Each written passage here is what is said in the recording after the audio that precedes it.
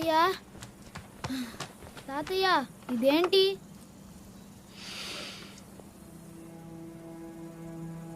ఇది ఎక్కడ దొరికింది? పొలాల్లో. నాతోరా, నీకొకటి చూపించాలి. నేను ఒకప్పుడు ఏం చేశానో నీకెప్పుడైనా చెప్పానా?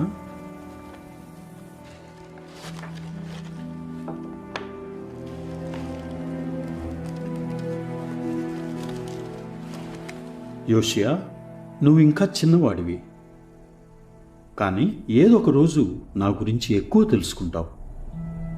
నేను ఎన్నో చెడ్డ పనులు చేశాను. నేను యెహోవాకు బదులు అబద్ధ దేవుళ్ళను ఆరాధించేవాణ్ణి. నేను ఆలయంలోకి విగ్రహాలను కూడా తెచ్చాను. నేను యెహోవాను చాలా బాధ పెట్టాను. ఆయన నాకు క్రమశిక్షణ ఇచ్చాడు. నన్ను క్షమించమని యెహోవాను వేడుకున్నాను. ఆయన క్షమించాడా? అవును, ఆయన ఎంతో కరుణ గలవాడు. ఇవన్నీ యెహోవా ప్రవక్త యెషయా రాసిన మాటలు. చెక్కిన విగ్రహాలు తయారు చేసేవాళ్ళు పనికిరాని వాళ్ళు.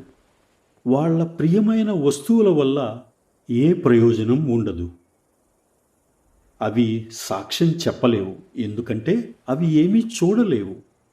వాటికి ఏమీ తెలియదు. ఇప్పుడు నువ్వు ఒక చెట్టును నరికిన ఒక అతని గురించి ఇక్కడ ఏం రాసిందో చదువు. అతను దాంతో ఏం చేస్తాడో చూద్దాం. వాటిలో సగం కట్టెల్ని అతను అగ్నిలో కాలుస్తాడు. ఆ సగం కట్టెలతో అతను మాంసాన్ని కాల్చుకొని తిని తృప్తి చెందుతాడు. అంతేకాదు, అతను చలి కాల్చుకొని ఆహా, ఈ మంటను చూస్తే వెచ్చగా ఉంది అంటాడు. అలా చేయడం తప్పా తాతయ్య? లేదు నాన్న, అతను మిగతా సగంతో ఏం చేశాడో మనం చూద్దాం. మిగతా వాటితో అతను ఒక దేవుణ్ణి, అంటే తన చెక్కుడు విగ్రహాన్ని తయారు చేసుకుంటాడు. దానికి వంగి నమస్కారం చేసి దాన్ని పూజిస్తాడు. దానికి ప్రార్థిస్తూ నన్ను కాపాడు, ఎందుకంటే నువ్వే నా దేవుడివి అంటాడు. అది తప్పు. అలా చేయడం ఎందుకు తప్పు యోషియా? ఎందుకంటే అది యెహోవాది కాదు, అది చెట్టే కదా. అలా చేస్తే యెహోవాకు ఎలా అనిపిస్తుంది? మనం వేరే దేవుళ్ళను సేవించడం యెహోవాకు ఇష్టముండదా? అవును, అలాగే వేరే ఏ దేవుడైనా మన ప్రార్థన వింటాడా? లేదు, యెహోవా మాత్రమే వింటాడు. యెహోవా నీ ప్రార్థనలు వినాలనుకుంటున్నాడు యోషియా. నేను ఆయనకు ఎప్పుడూ ప్రార్థిస్తాను. రోజులో చాలాసార్లు మనస్ఫూర్తిగా ప్రార్థన చేయి. అలా చేస్తే నువ్వు ఆయన్ని ప్రేమిస్తున్నావని, ఆయనకు స్నేహితునిగా ఉండాలనుకుంటున్నావని చూపిస్తావు. నువ్వేదైనా తప్పు చేస్తే క్షమించమని యెహోవాకు ప్రార్థన చేయి. 100 తప్పులు చేసినా? 100 తప్పులు చేసినా సరే. మరి 1000? 1000 అయినా, వేల తప్పులు? ఎన్నైనా సరే. క్షమించమని యెహోవాకు ప్రార్థించి సరైనది చేయడానికి నిజంగా ప్రయత్నిస్తే తప్పకుండా క్షమిస్తాడు.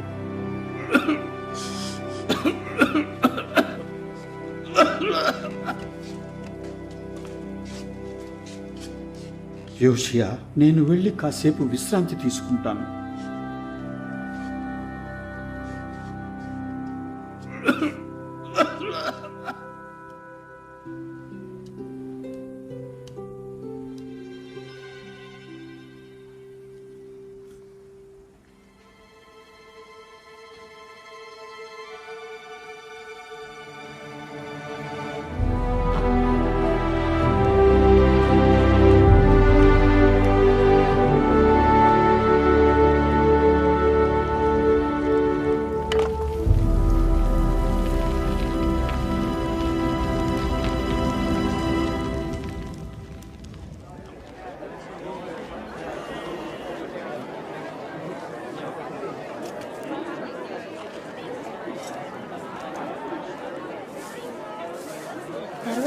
ఏం జరిగిందో చెప్పు.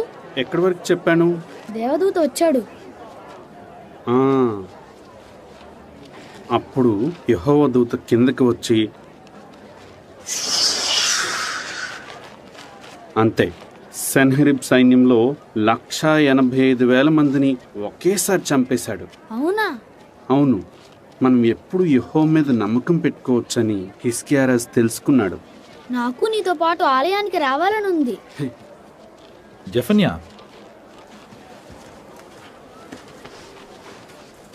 నీ పిచ్చి పిచ్చి కథలతో పిల్లాడి బుర్రపాడు చేయకు. యోషియాను ఆలయానికి తీసుకెళ్ళమని నువ్వు రాజు ఎక్కడికి వెళుతున్నావో నాకు తెలుసు. మా నాన్న నీతో ఏం చెప్పాడన్నది నాకు అనవసరం. పిల్లాడు మాత్రం ఏంటి? నాన్న, ఇక్కడేం చేస్తున్నావు? యోషియా ఆలయానికి వెళ్ళాలనుకుంటున్నాడు. నాకంటే ముందు తనని అక్కడికి తీసుకువెళ్ళమని జెఫన్యాకు చెప్పాను. నీకు మాతో పాటు రావాలని లేకపోతే మానే, అంతేగాని నువ్వు యోషియాని ఆపడానికి వీల్లేదు.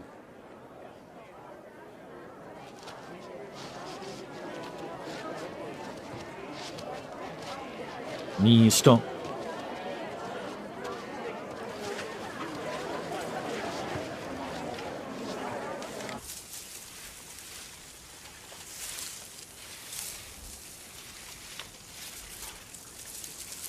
ఏనాను, ఇది సరిపోతుంది.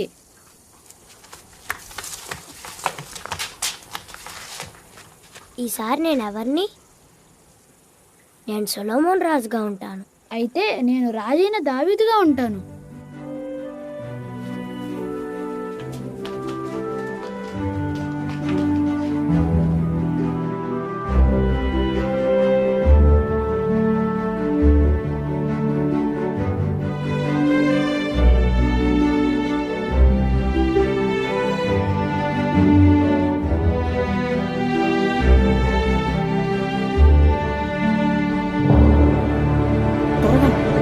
త్వరగా పిల్లాన్ని తీసుకురండి, మనిషిరాజు మాట్లాడతాడంట. యోషియా రాలేదా? వస్తున్నాడు ప్రభు. తాతయ్య, యోషియా, బాబు, నేను చెప్పేది విను. లేదు తాతయ్య, మీరు బాగవ్వాలి. నేను ఒంటరినైపోతానేమో. నువ్వు ఒంటరివి కావు. యెహోవా నీకు తోడుగా ఉన్నాడు.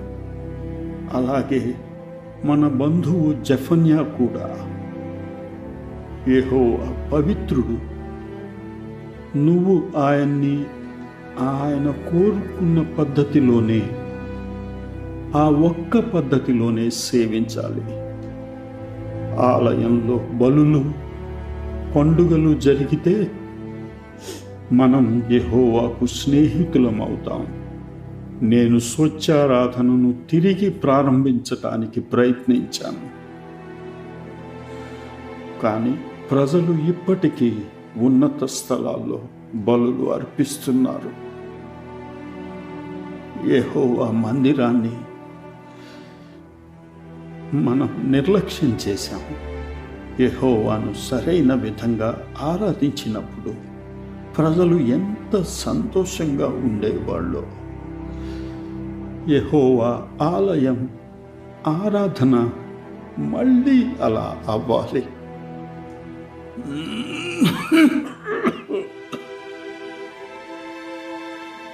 ఇలా చూడు, యెహోవాని సేవించు యోషియా. మిగతా దేవుళ్ళంతా శక్తి లేని వాళ్ళు.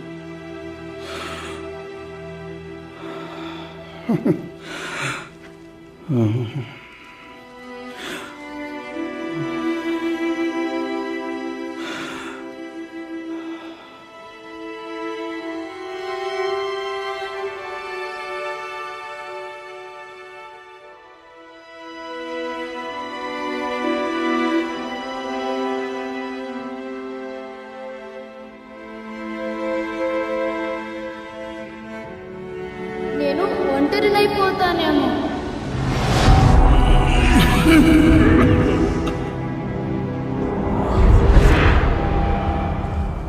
నువ్వు ఒంటరివి కావు.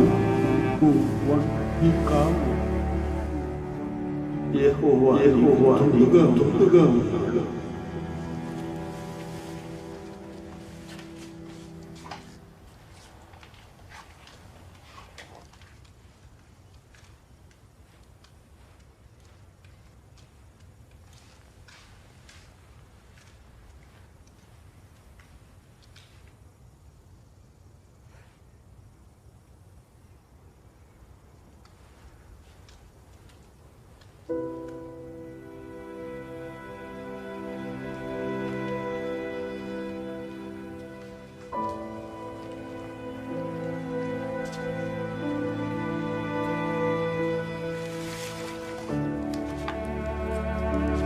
యెహోవాను సరైన విధంగా ఆరాధించినప్పుడు ప్రజలు ఎంత సంతోషంగా ఉండేవాళ్ళు.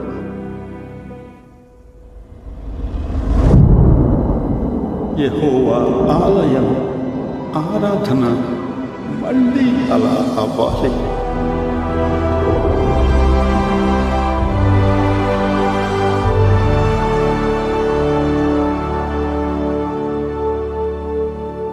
యోషియా,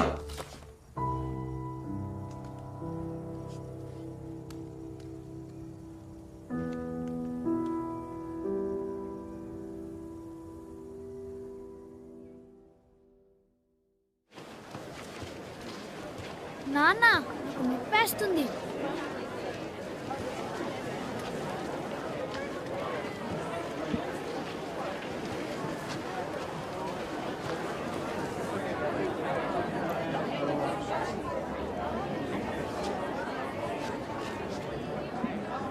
వ్యాపారం ఎలా జరుగుతుంది? ఫినేషియా విగ్రహాలు చాలా బాగున్నాయి. అవి ఎక్కువగా అమ్ముడుపోతున్నాయి బెన్మత్తాను.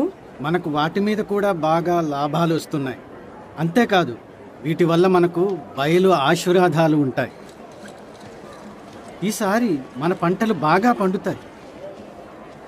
యెహోవాకు ఇది నచ్చదు. నోర్ముయ్. మనకి అందరి దేవుళ్ళు సహాయం కావాలి. యెహోవాది మాత్రమే కాదు.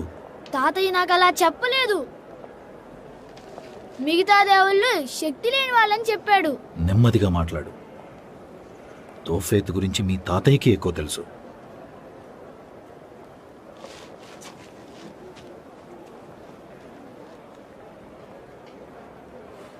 చూడు నాన్న, నువ్వు బలవంతుడు అవ్వగలవు. యెహోవా సహాయంతో, బయలు సహాయంతో అవ్వగలవు. అది నిజం కాదు. అది నిజం కాదు. యెహోవాను ఆరాధించాలంటే ఆయన ఆలయానికి వెళ్ళాలి. తాతయ్య నీ చెప్పారు. తాతయ్య చెప్పినవన్నీ ఇక మర్చిపో. ఆయన చనిపోయి 2 ఏళ్లయింది. ఆయన గురించి ఎప్పుడూ మాట్లాడద్దు, అర్థమైందా? జెఫన్యా,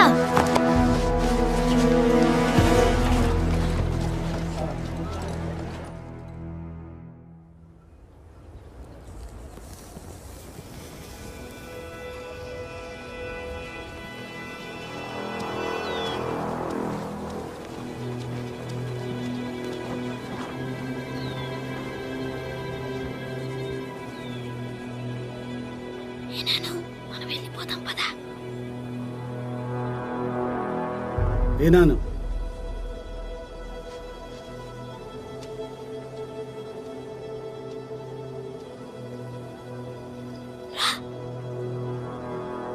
అమోను రాజా,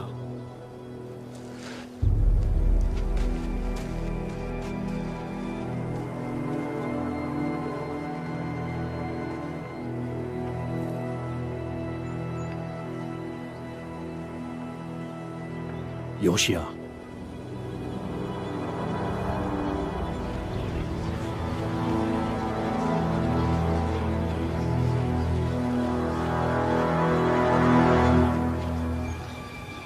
తీసుకో.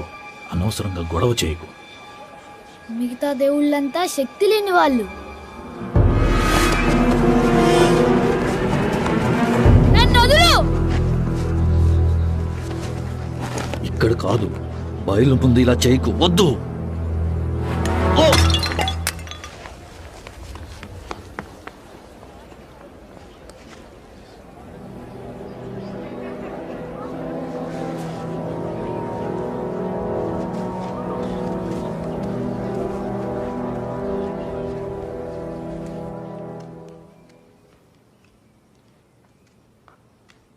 ఇక ఈ సంవత్సరం బయలు మనకు వర్షాన్ని ఇవ్వకపోతే అది ఎందుకో మనకు బాగా తెలుసు. ఈరోజు మీ అబ్బాయి దైవ దూషణ చేశాడు. వాడి గురించి తెలుసు కదా, వాడు ఎప్పుడు మా నాన్నతోనే ఉండేవాడు. అతన్ని తప్పకుండా శిక్షించాలి. నోర్మోయ్, నాలుగు చీరేస్తాను. నువ్వు బయలు ప్రవక్తివై ఉండొచ్చు, కానీ మర్చిపోకు, ఇక్కడ నేను రాజును. మీరే రాజని నేను మర్చిపోను. మంచిది, ఇక వెళ్ళు. దాన్ని నీతో తీసుకెళ్ళు. లేదు, మీ అబ్బాయి చేసింది మీ కళ్ళ ముందే ఉండాలి రాజుగారు.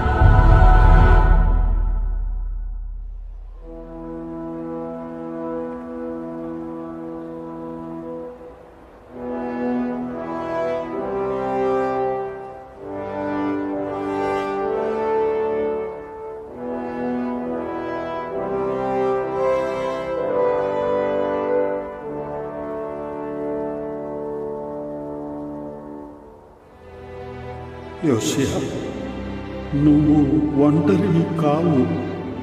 యెహోవా నీకు తోడుగా ఉన్నాడు. అలాగే మన బంధువు జెఫన్యా కూడా.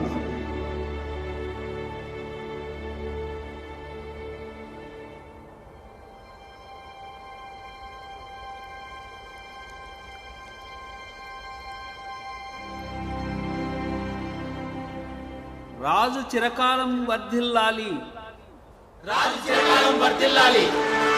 రాజు చిరకాలం వర్ధిల్లాలి. రాజు చిరకాలం వర్ధిల్లాలి. రాజు చిరకాలం వర్ధిల్లాలి. రాజు చిరకాలం వర్ధిల్లాలి.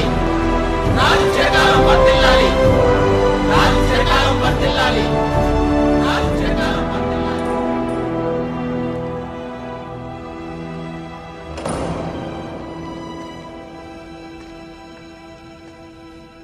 ఏనాను? నా ప్రభువు ఇప్పుడు రాజు.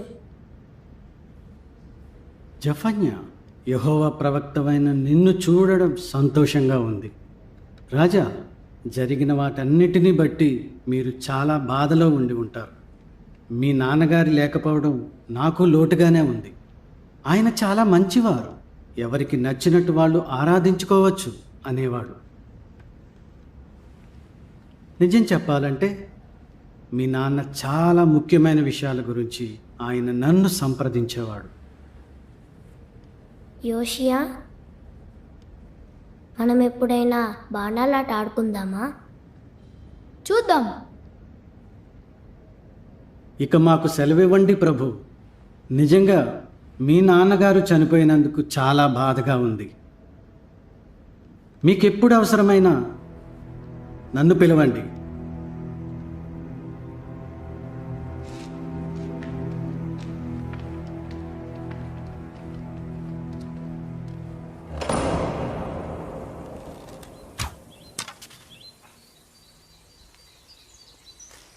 బాగుంది, మరోసారి వేద్దాం.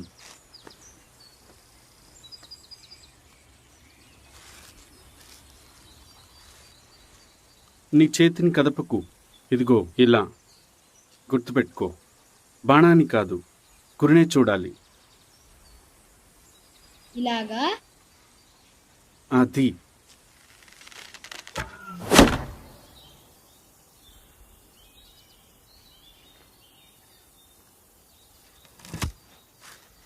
బానే నేర్చుకున్నావు. ఏనాను, ఇక నువ్వు రావనుకున్నా దాదాపు ముగించబోతున్నాం. ఏనాను గురి మధ్యలో ముందు ఎవరు కొడతారో చూద్దామా?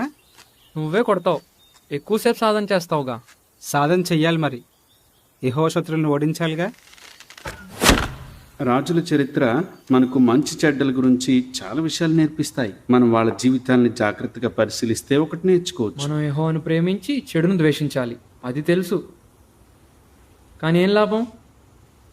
చాలామంది రాజులు చెడ్డగానే ఉన్నారుగా. నిజమే, కొంతమంది అలా ఉన్నారు. వాళ్ళు యెహోవాను నమ్మలేదు, ఆయనకి దగ్గర అవ్వటానికి కూడా ప్రయత్నించలేదు. ఎప్పుడైతే రాజు యెహోవాను వెతకడో అప్పుడు మంచి వాళ్ళతో సహా అందరూ బాధపడాల్సి వస్తుంది. ఆ రాజులు చేసిన తప్పు నుండి చాలా నేర్చుకోవచ్చు. అర్థమైందా? ఒక రాజు ప్రజల మీద ఎంత ప్రభావం చూపిస్తాడో. నిజమే, మా తాతయ్య చాలా మా గొప్పవాడు. నాన్న ఆయన చాలా- చెప్పాడు, మనష్షే రాజు కాస్త క్రూరంగా ఉన్నా బాగా పరిపాలించాడు. వేరే దేవుళ్ళని ఆరాధించనిచ్చాడు, ప్రజలకు చాలా స్వేచ్ఛనిచ్చాడు. ఏనాను, స్వేచ్ఛ అంటే బాధ్యతగా నడుచుకోవడం. బాధ్యత అంటే మళ్ళీ అదే చెప్తున్నారు. ఎవరిని సేవించాలో నిర్ణయించుకోవడం. యెహోవానా లేదా వేరే దేవుళ్ళనా అని. మా నాన్న చెప్పాడు, మనష్షేను అష్షూరీయులు విడుదల చేసిన తర్వాత ఒక్క దేవుణ్ణి ఆరాధించాడు, దాంతో ముసలమ్మలా పరిపాలించాడు. అదేం కాదు, మా తాతయ్య తప్పు చేశాక యెహోవాయే సత్యదేవుడని తెలుసుకున్నాడు. ఆయన్ని అవమానించావు. మీ తాతయ్య చేసిన తప్పుల్నే మా నాన్న చెప్పాడు. మీ నాన్న అలా మాట్లాడడం తప్పు. నువ్వు అలా ఎలా అంటావు? మీ నాన్న నమ్మాడు, నువ్వు నమ్మాలి. నువ్వు ఒకేసారి యెహోవాకు, బయలుకు, మల్కాముకు, వేరే ఏ దేవునికైనా విశ్వసనీయంగా ఉండొచ్చు. నీకు నిజంగా అలా అనిపిస్తుందా? అవును. మీ నాన్న ప్రజలకు అబద్ధాలు చెప్తుంటాడు. మరి నేను ఆయన్ని గౌరవించకూడదంటావా? సామెతల్లో జన్మనిచ్చిన నీ తండ్రి మాట విను అనుందిగా. నిజమే, మన తల్లిదండ్రుల్ని గౌరవించాలి. కానీ వాళ్ళతో సహా మనందరం యెహోవాకు రుణపడి ఉన్నాం. మన తల్లిదండ్రులు చేస్తున్నారని యెహోవా అసహ్యించుకునేది చేస్తే మనం వాళ్ళని యెహోవా కన్నా ఎక్కువ గౌరవిస్తున్నట్లు కాదా? నాకు చాలా కోపం తెప్పిస్తాడు. మా తాతయ్య చాలా గొప్పవాడు, ఆయన అవమానించావు. జఫన్యా ఒక ప్రవక్త, నువ్వు ఆయన మాట వినాలి. ప్రవక్తలు వస్తారు పోతారు. ఒక ప్రవక్తకు ఉండాల్సిన వయసు కూడా అతనికి లేదు. ఎంత ఉంటుంది? మహా అయితే 25. మనం యెహోవానే ఎందుకు ఆరాధించాలి? ప్రజలు చాలా దేవుళ్ళని పూజిస్తున్నారుగా. యోషియా ముందు మాట్లాడుతున్నప్పుడు జాగ్రత్త. అతని అవినీతి వల్ల ఏదో ఒక రోజు చాలా సమస్యలు వస్తాయి. అర్థం చేసుకొని ప్రవర్తించేలా నువ్వే అతనికి సహాయం చేయాలి. ఎలా? జఫన్యా అతన్ని దావీదు లాంటి వాడు అంటున్నాడు. ఏంటి దావీదా? వేరే వాళ్ళ భార్యను తెచ్చుకున్నాడే ఆ దావీదా? ఏమైంది?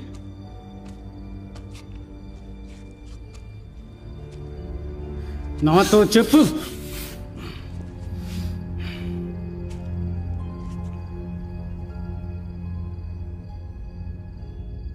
యోషియా నిజమైతే? ఏంటా నిజం? నిజంగా ఒకే సత్యదేవుడు ఉంటే? నాన్న, యోషియాకు వాస్తవాలు పూర్తిగా తెలియవు. బలహీన పడకముందు వాళ్ళ తాతయ్యకు తెలుసు. మరి నేనేం చేయను? అతనితో మాట్లాడు. ఒకప్పుడు మనిషే ఉన్నట్టుగానే ఇతర దేవుళ్ళను కూడా ఆరాధించనిచ్చే మంచి రాజుగా ఉండమను. నువ్వు అతనితో ఇలా మాట్లాడు.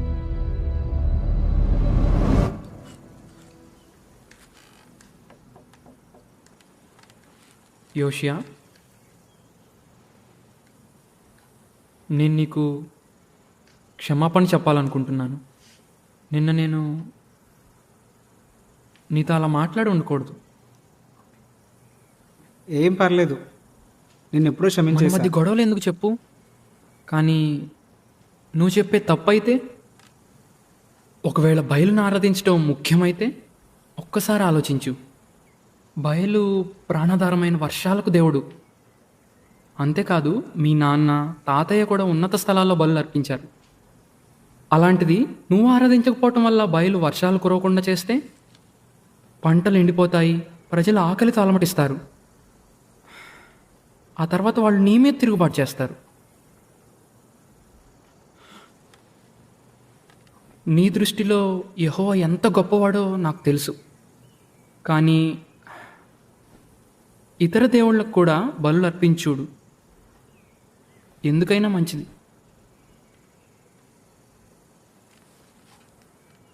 అసలు నేను దాని గురించి ఎందుకు ఆలోచించాలి? వాతావరణాన్ని యెహోవా మాత్రమే నియంత్రిస్తాడు. ఏ అబద్ధ వర్షదేవుడో కాదు.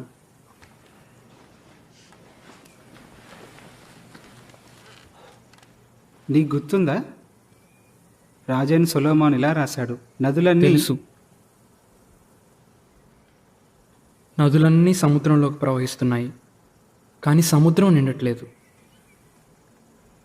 అవి ఎక్కడ మొదలయ్యాయో అక్కడికే తిరిగి వెళ్ళి మళ్ళీ ప్రవహించడం మొదలు పెడతాయి. అవును, యెహోవా వాటిని తయారు చేసినట్లే. ఆ రాతప్రతిని కలిసి చదివాం కదా. కానీ కొంతమంది రాతప్రతులు మారాయని చెప్తారు. దేవుళ్ళే అది చెప్పడానికి ప్రయత్నిస్తున్నారు. చిన్నప్పుడు పొలాల్లో ఆడుకునేవాళ్ళం. అవును, ఎప్పుడు సొలొమోను రాజులా ఉంటాననేవాడివి. యెహోవా సొలొమోనుకు తెలివిని, సంపదను ఇచ్చాడు. కానీ చివరికి ఏమైందో నీకు గుర్తుందా? అతని భార్యలు అతను వేరే దేవుళ్ళని ఆరాధించేలా చేశారు. యెహోవా పట్ల అతని హృదయం దావీదులా సంపూర్ణంగా లేదు. అదే తప్పు నేను చేయాలనుకోవడం లేదు.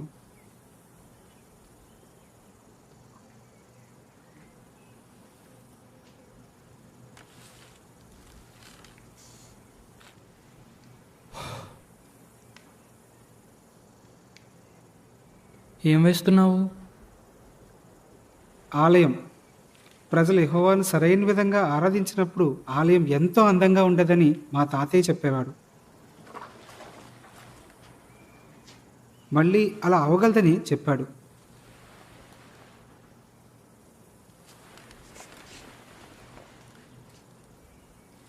నేను రాజుగా ఏం చేయాలనుకుంటున్నానో చెప్తాను. నీకు అర్థం కావట్లేదు. యోషియా ఉన్నత స్థలాలన్నీ పడగొడతాడట.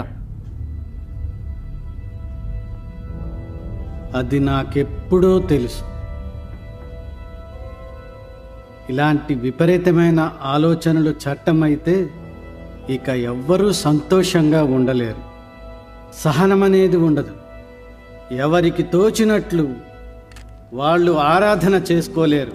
ప్రజలు అణిచివేయబడతారు. అన్నిటి మీద ఆంక్షలు ఉంటాయి. నీకు అర్థమవుతుందా? ఇది మంచి శకునం కాదు.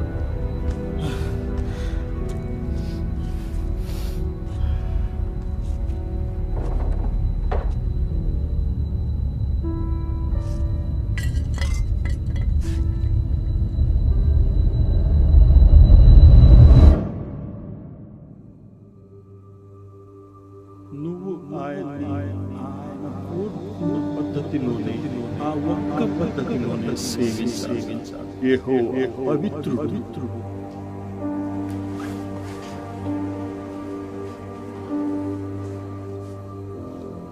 నువ్వు ఆయన కోరుకున్న పద్ధతిలోనే, ఆ ఒక్క పద్ధతిలోనే సేవించాలి. చూడు నాన్న, నువ్వు బలవంతుడి అవ్వగలవు. యెహోవా సహాయంతో, బయలు సహాయంతో అవ్వగలవు. ఎప్పుడైతే రాజు యెహోవాను వెతుకుడో అప్పుడు మంచి వాళ్ళతో సహా అందరూ బాధపడాల్సి వస్తుంది.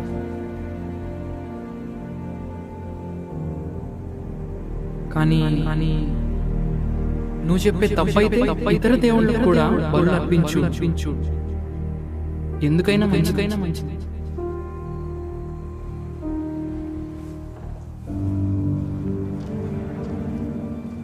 ఇలా చూడు, యెహోవాను సేవించు యోషియా మిగతా దేవుళ్ళంతా శక్తి లేని వాళ్ళు.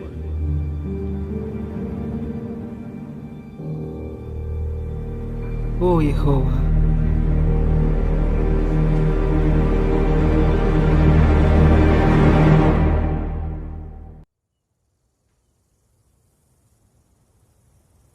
యెహోవా గొప్పవాడు, అత్యంత స్తుతిపాత్రుడు. బాగా చెప్పావు. ఆయన పవిత్ర పర్వతం మీద యెహోవా గొప్పవాడు, అత్యంత స్తుతిపాత్రుడు. ఉత్తర దిక్కున సుదూరంలో ఉన్న పర్వతం ఏంటా పర్వతం? ఎవరు చెప్తారు? సియోను పర్వతం. మీ ఇద్దరు చాలా బాగా వింటున్నారు. సరే, సియోను పర్వతం ఎక్కడుంది? ఇక్కడే ఉంది నాన్న, ఇక్కడే. ఎక్కడా? నాకు కనిపించట్లేదే. ఇక్కడేనా? లేదు నాన్న, మనం సియోను పర్వతం మీద ఉంటున్నాం. మనం పర్వతం మీద ఉన్నామా? అవును. సియోను పర్వతం ప్రత్యేకత ఏంటి? నాకు తెలుసు. చెప్పమ్మా. ఇక్కడే దావీదు రాజు ఉండేవాడు. యెహోవా నా పవిత్ర పర్వతమైన సియోను మీద నేనే నా రాజును ఆసీనం చేశానని చెప్పాడు. యాజకులు మందసాన్ని ఇక్కడికి తీసుకొచ్చారు. హమ్ముటలు, ఇంత తెలివైన పిల్లలు మనకి ఎక్కడ దొరికారు? వాళ్ళు వాళ్ళ నాన్నలాగే.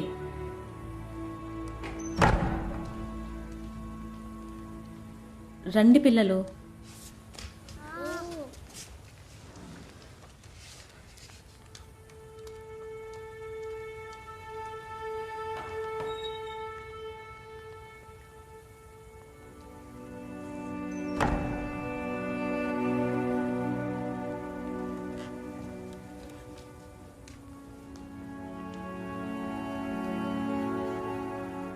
జఫన్యా, మా చిన్నబ్బాయి పొలాల్లో దొరికిన దీన్ని ఇంటికి తీసుకొచ్చాడు. పవిత్ర నగరాన్ని అసహ్యమైన విగ్రహాలతో నింపేస్తున్నారు. ఎక్కడ చూసినా బయలు విగ్రహాలు, ఉన్నత స్థలాల మీద పొగ కనిపిస్తున్నాయి. ఆ వాసన నాకు అసహ్యం పుట్టిస్తుంది. నేను 12 ఏళ్ళు రాజుగా ఉన్నాను. మనం ఇప్పుడే ఏదో ఒకటి చెయ్యాలి. మా తాతయ్య మొదలుపెట్టిన శుభ్రపరిచే పనిని నేను ముగించాలి. నీకు యెహోవా సహాయం అవసరం. తెలుసు, నేను దాని గురించి ఎప్పుడూ ప్రార్థిస్తున్నాను. మంచిది.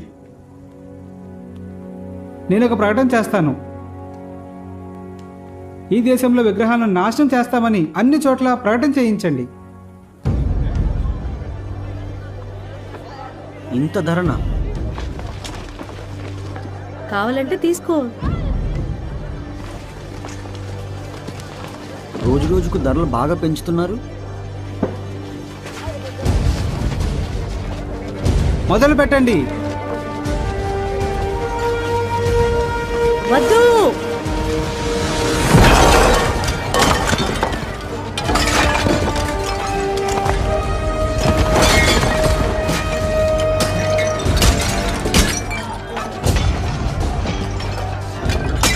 దేశంలో విగ్రహాలన్నిటికీ ఇలాగే అవుతుంది.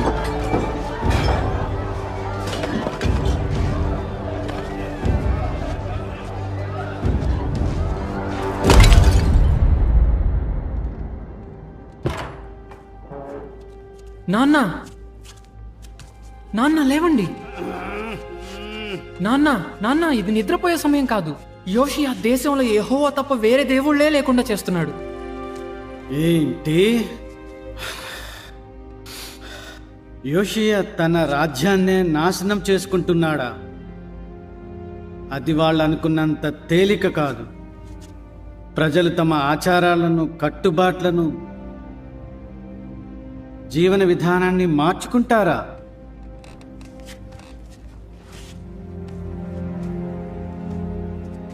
వాడొక మూర్ఖుడు. బయలు రక్షిస్తుంది.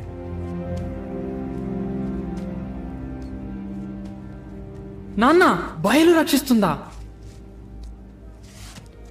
నాన్న, ఒక్కసారి చుట్టూ చూడు. యూదా యెరూషలేములో యోషియా బయలు విగ్రహాలను నాశనం చేస్తున్నాడు. అవి తమను తామే రక్షించుకోలేవు. ప్రజలు ఆయనకు మద్దతు ఇస్తున్నారు. ఏంటి? బయలును సందేహిస్తున్నావా? నేనంటే లెక్కలేదు. నువ్వు బయలుకు, నిన్ను కన్న నాకు నమ్మక ద్రోహం చేశావు.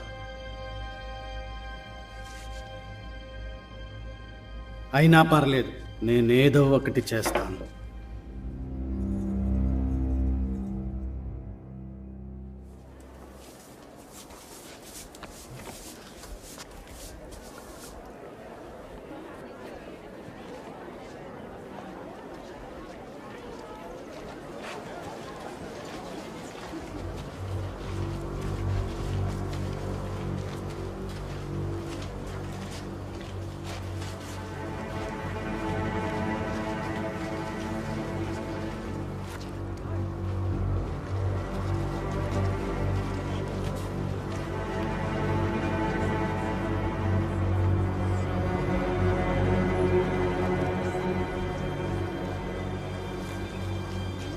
అమ్మా అమ్మూటలు, ఒక విషయం నీతో మాట్లాడాలి, దయచేసి విను. బెన్మత్తాను, ఏం కావాలి? దయచేసి రాజుగారు చేస్తుంది ఆపమను. అది తెలివి తక్కువ పని. ఆయన ప్రాణానికి ప్రమాదం. ఆయన కుటుంబం, దేశం ప్రమాదంలో పడుతుంది.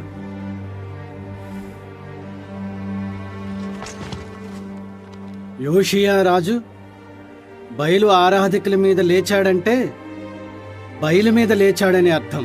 నువ్వు నీ అసహ్యమైన విగ్రహాలు నిన్ను పట్టుకోమని చెప్పే ముందు ఇక్కడి నుండి వెళ్ళిపో. క్షమించమ్మా, దయచేసి నేను చెప్పేది విను. దయచేసి.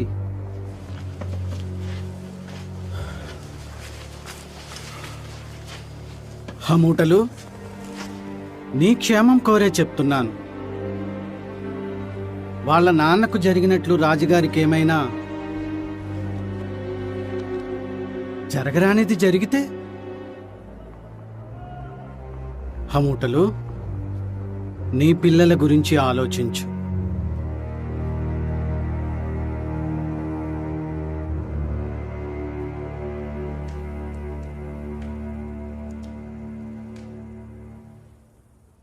బయలు ఆరాధకుల కన్నా యెహోవా ఎంతో శక్తి గలవాడు. దయచేసి భయపడకు. కానీ ఈ పని మొదలై సంవత్సరం అయింది. ఇంకా ఎంతకాలం ఉంటుంది? స్వచ్ఛారాధన తిరిగి మొదలయ్యేంత వరకు. ఏంటి? నా ప్రభువా, జఫన్యా ప్రవక్త వచ్చాడు. ఆయన ఇంకెవరినో తీసుకొచ్చాడు. సరే, వాళ్ళని సింహాసనం దగ్గర కలుస్తాను.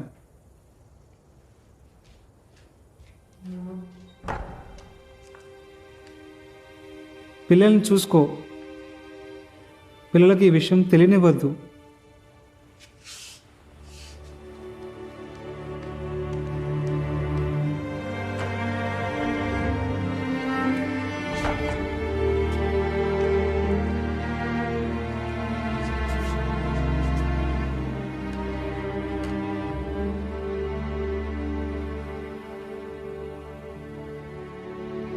యెహోవా, నా శక్తికి మించి చేస్తున్నానా? ఉన్నత స్థలాలను మా తాతయ్యే పడగొట్టలేకపోయాడు. నేనెలా చేయగలను?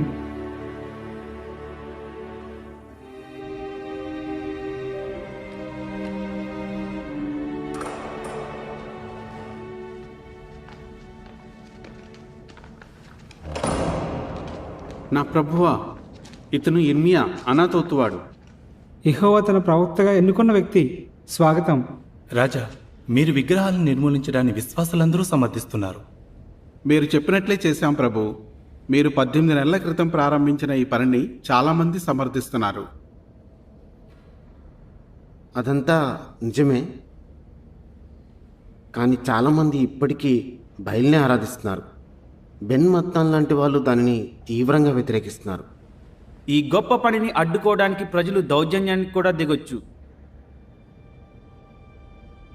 నిజమే ప్రభు,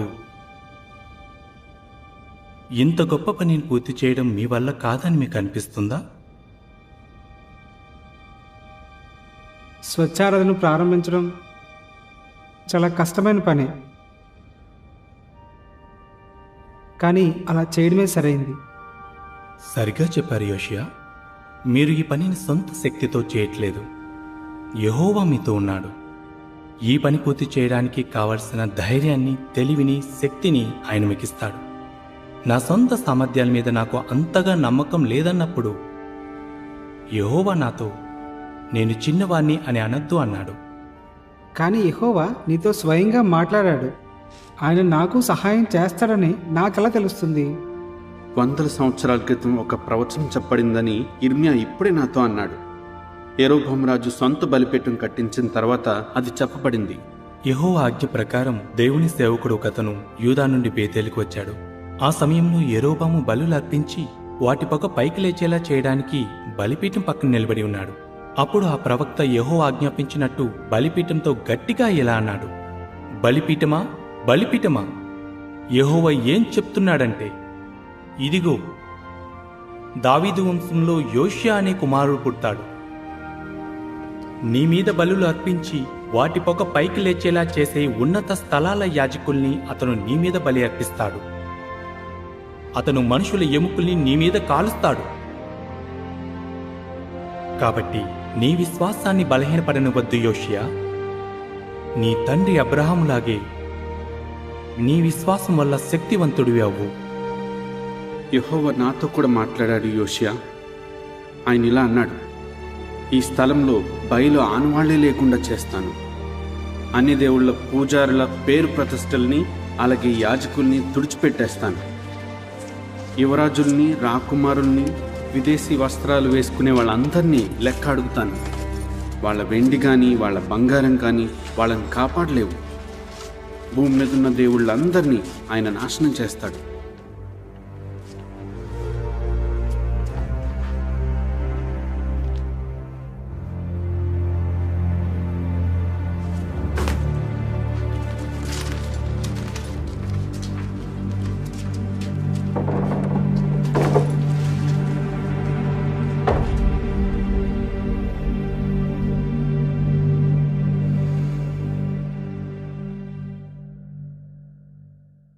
షాఫాను శుభ్రం చేసే పని బాగానే జరిగిన ఆలయం మాత్రం పాడుబడే ఉంది. ఎన్నో సంవత్సరాలుగా దాన్ని ఎవ్వరూ పట్టించుకోలేదు. అది నిజమే ప్రభు. ప్రధాన యాజకుడైన హిల్కియాతో దేవుని మందిరానికి తీసుకురాబడిన వెండిని సేకరించమనండి. ఆలయాన్ని బాగు చేసే పర్యవేక్షకులకు దాన్ని ఇవ్వండి. వాటితో మ్రానుల్ని, చెక్కిన రాళ్లను కొనమనండి. మంచిది ప్రభు. మరి వెండికి సంబంధించిన లెక్కలు ఎవరు చూసుకోవాలి? షాఫానా? లేదు యోవాహు, వెండి విషయంలో వాళ్ళని లెక్క అడగాల్సిన అవసరం లేదు. వాళ్ళంతా నమ్మకస్తులే. అలాగే ప్రభు, మీ ఇష్టం. మా తాతయ్య చనిపోయేటప్పుడు ఆలయం గురించి చెప్పారు. ఏదో ఒక రోజు నేను యెహోవా మందిరాన్ని మహింపరచగలననే ఆశతో ఇన్నేళ్ళు దీన్ని జాగ్రత్తగా ఉంచాను.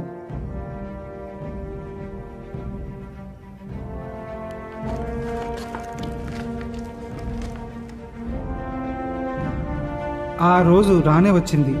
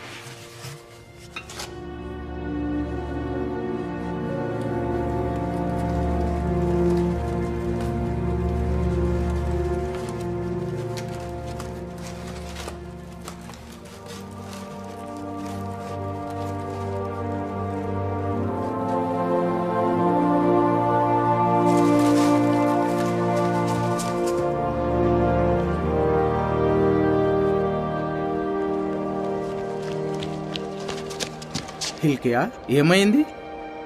షాఫాను, నాకు ఈ ధర్మశాస్త్ర గ్రంథము యెహోవా మందిరంలో దొరికింది. ధర్మశాస్త్ర గ్రంథమా?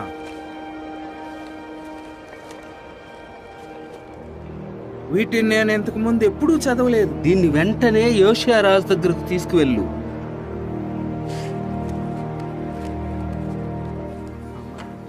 ఇప్పటి వరకు జరిగిన దాన్ని బట్టి మనం అనుకున్న దానికన్నా ముందే పూర్తి చేస్తున్నాం. కానీ కొంత సామాగ్రి ఇంకా రాలేదు. అవి మనకు వచ్చే వారం కానీ లేదా తర్వాత కానీ వస్తాయి. ప్రభు, షాఫాను, ఆలయపని ఎలా జరుగుతుంది? మీ సేవకులు వాళ్లకు నియమించిన పనంతా బాగా చేస్తున్నారు. వాళ్ళు యెహోవా మందిరములో ఉన్న డబ్బును సేకరించి దాన్ని, ఆ పనిని పర్యవేక్షించే వాళ్లకు, ఆ పని చేసే వాళ్లకు అప్పగించారు. మంచిది. ఇంకేమైనా ఉందా? అవును ప్రభు, యాజకుడైన హిల్కియా నాకు ఒక గ్రంథం ఇచ్చాడు. ఏంటా గ్రంథం? ఇవి మోషే రాసిన మాటలా ఉన్నాయి ప్రభు.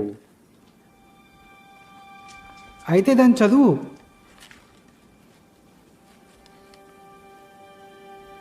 మీరు జాగ్రత్తగా పాటించాల్సిన నియమాలు, న్యాయ నిర్ణయాలు ఇవే. మీరు ఓడించి స్వాధీనం చేసుకోబోయే జనాలు తమ దేవుళ్లను పూజించిన చోట్లన్నింటినీ మీరు పూర్తిగా నాశనం చేయాలి. అవి ఎత్తైన కొండల మీదున్నా, పర్వతాల మీదున్నా, పచ్చని చెట్టు కిందున్నా వాటిని మీరు నాశనం చేయాలి. మీరు వాళ్ళ బలిపీఠాలని కూలగొట్టాలి. వాళ్ళ పూజా స్తంభాలని ధ్వంసం చేయాలి. వాళ్ళ పూజా కర్రల్ని అగ్నిలో కాల్చేయాలి. వాళ్ళ దేవుళ్ల చెక్కుడు విగ్రహాలని ముక్కలు ముక్కలు చేయాలి. ఆ చోటు నుండి వాటి పేర్లను పూర్తిగా తుడిచిపెట్టేయాలి.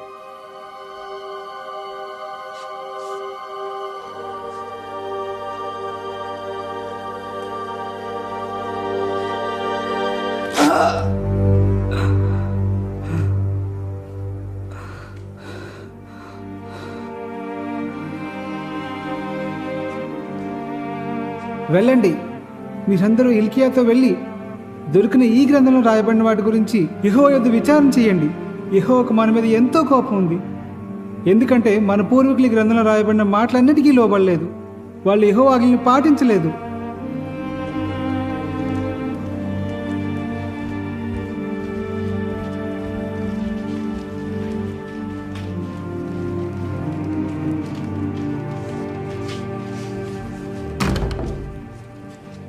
హుల్దా ప్రవక్తరి యెరూషలేములోని 2వ భాగంలో నివసిస్తోంది. మనల్ని అక్కడ కలవమని హిల్కియాతో చెప్తాను.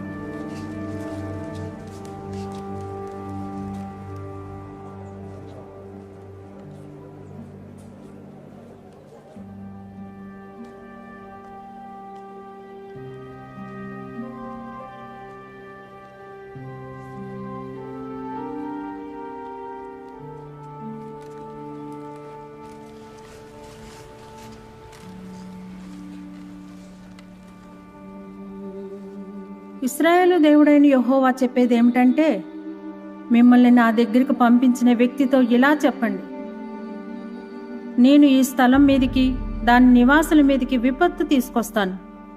వాళ్ళు యూదారాజు ముందు చదివిన ఆ గ్రంథంలో రాయబడిన శాపాలన్నీ తీసుకొస్తాను. వాళ్ళు నన్ను విడిచిపెట్టి వేరే దేవుళ్లకు బలులు అర్పిస్తూ వాటి పొగ పైకి లేచేలా చేస్తూ నాకు కోపం తెప్పించారు. కాబట్టి ఈ స్థలం మీద నా కోపాగ్ని కుమ్మరిస్తాను, అది ఆరిపోదు.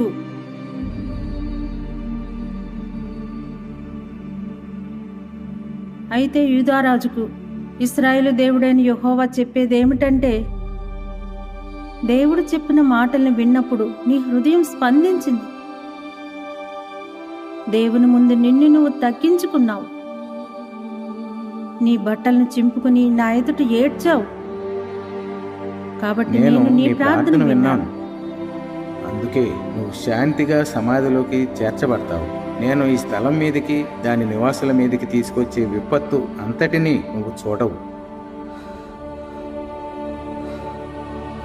మన కరుణగల దేవుడిని యెహోవా స్తుతించబడాలి. ఆయన మనల్ని ఈ నాశనం నుండి తప్పించాడు. యూదా యెరూషలేములోని పెద్దలందరినీ పిలిపించండి. వాళ్ళని యెహోవా మందిరానికి రమ్మనండి. నేను నీకు ఆజ్ఞాపిస్తున్న ఈ మాటలన్నిటికీ లోబడేలా జాగ్రత్త పడు. అప్పుడు నీకు, నీ తర్వాత నీ కుమారులకు మంచి జరుగుతుంది. ఎందుకంటే నువ్వు నీ దేవుడిని యెహోవా దృష్టిలో మంచిది, సరైంది చేస్తున్నావు. నువ్వు స్వాధీనం చేసుకోబోయే జనాల్ని నీ దేవుడిని యెహోవా సమూలంగా నాశనం చేశాక, ఈ జనాలు తమ దేవులను ఎలా పూజించేవాళ్ళో చెప్పండి అంటూ నువ్వు వాళ్ళ దేవుళ్ళ గురించి అడగకూడదు. ఎందుకంటే వాళ్ళు తమ దేవుళ్ళ కోసం యెహోవా ద్వేషించే ప్రతి అసహ్యమైన పనిని చేస్తారు. ఆఖరికి తమ దేవుళ్ళకు అర్పించడం కోసం తమ కుమారుల్ని, కూతుల్ని అగ్నిలో వేసి కాల్చేస్తారు. నీ తోడబుట్టినవాడు కానీ, నీ కుమారుడు కానీ, నీ కూతురు కానీ, నీ ప్రియమైన భార్య కానీ, నీ ప్రాణ స్నేహితుడు కానీ మనం వేరే దేవుళ్ళని పూజిద్దాం పదా అంటూ రహస్యంగా నిన్ను ప్రలోభపెట్టడానికి ప్రయత్నించారనుకో, నువ్వు అతనికి లొంగిపోకూడదు, అతని మాట వినకూడదు, అతని మీద జాలి కానీ కనికరం కానీ చూపించకూడదు, అతన్ని కాపాడకూడదు. బదులుగా నువ్వు అతన్ని ఖచ్చితంగా చంపేయాలి. అబీబు నెలను ఆచరిస్తూ నీ దేవుని యెహోవాకు పస్కా పండుగ జరుపుకోవాలి. ఎందుకంటే అబీబు నెలలో రాత్రి వేళ నీ దేవుడిని యెహోవా ఐగుప్తు నుండి నిన్ను బయటికి తీసుకొచ్చాడు. యెహోవా తన పేరు మహింపరచడానికి ఎంచుకునే చోట నీ దేవుని యెహోవాకు పస్కా బలి అర్పించాలి. నాతో కలిసి ఒప్పందం చెయ్యండి. ఒకే ఒక సత్యదేవుని యెహోవాకు ఈ గ్రంథంలో ఉన్నవి పాటిస్తామని చెప్పండి. యెహోవా పరలోకమందున దేవా,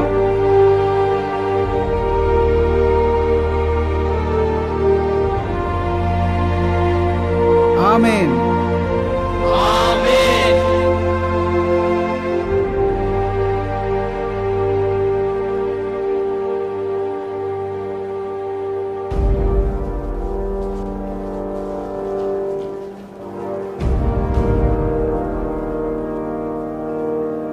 వాడిని కిద్రోనులోకి తీసుకెళ్లి కాల్చేయండి, తోఫెదుని నాశనం చేయండి.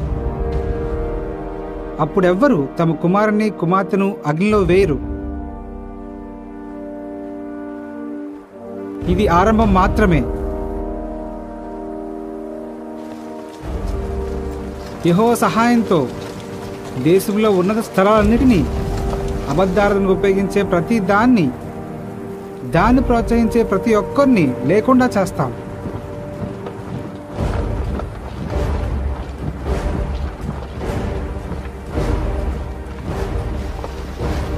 యూదా ప్రాంతాన్నంతా శుభ్రం చేశాక మళ్ళీ ఉత్తరానున్న సమరయ పట్టణాల వైపు వెళ్దాం.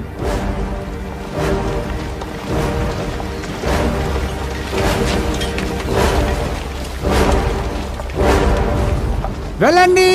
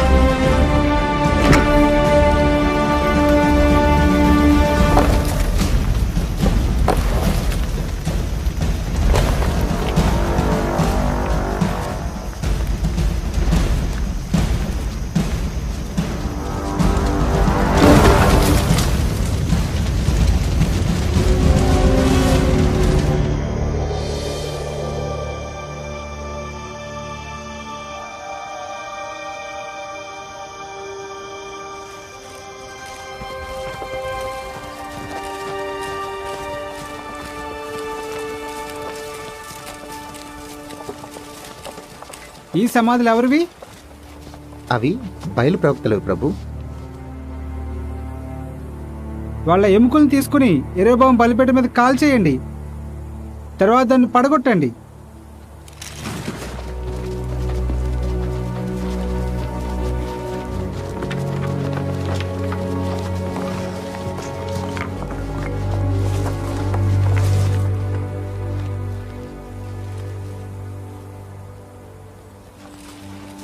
ఈ సమాధి ఎవరిది? ఈ సమాధి సత్యదేవుని సేవకుడిది. నువ్వు బేతేలు బలిపీఠాన్ని చేసిన వీటన్నిటి గురించి ఆయన ప్రవచించాడు.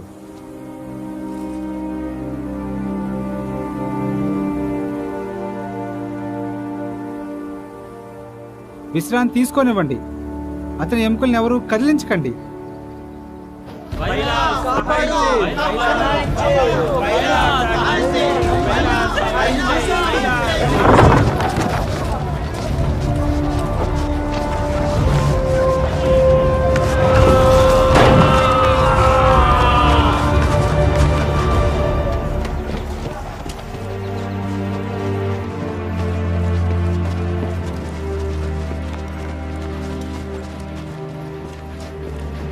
నాన్న,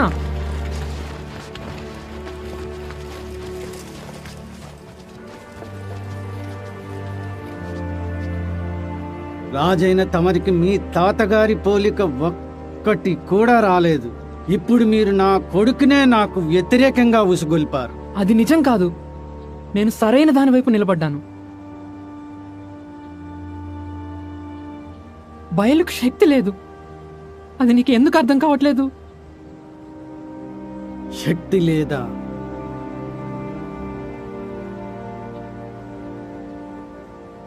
నిన్ను తోఫేతులో బలి ఇచ్చినా బాగుండేది.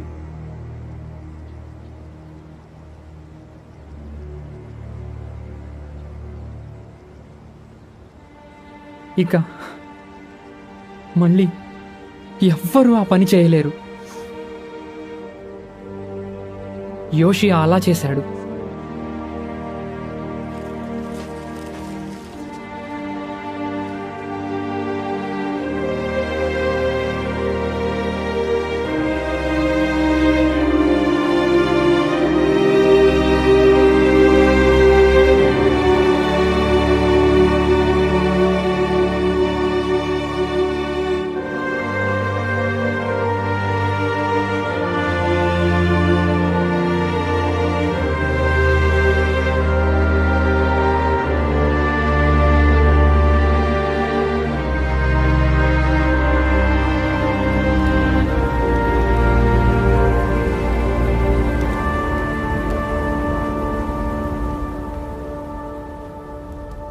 ప్రభు, ధర్మశాస్త్రం చెప్పిన వాటన్నిటి ప్రకారం పనులన్నీ జరిగాయి. ఇక చెయ్యాల్సిందల్లా ఒక్కటే. ఒప్పంద పుస్తకంలో రాయబడినట్టుగా యెహోవాకు పస్కాను ఆచరించమని ప్రజలకు ఆజ్ఞాపించండి. ఒకవేళ వాళ్ళకు పస్కా బలులు అర్పించే స్తోమత లేకపోతే నా మందులోని పశువుల్ని నేనే ప్రజలకు విరాళంగా ఇస్తాను. చాలా సంతోషం. న్యాయాధిపతుల కాలం నుండి ఇంత ఘనంగా పస్కాను ఎప్పుడూ ఆచరించలేదు.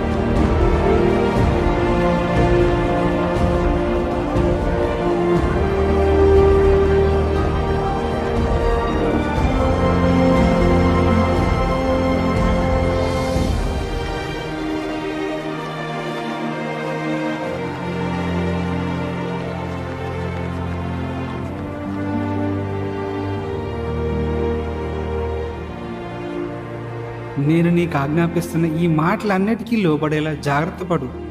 అప్పుడు నీకు, నీ తర్వాత నీ కుమారులకు మంచి జరుగుతుంది.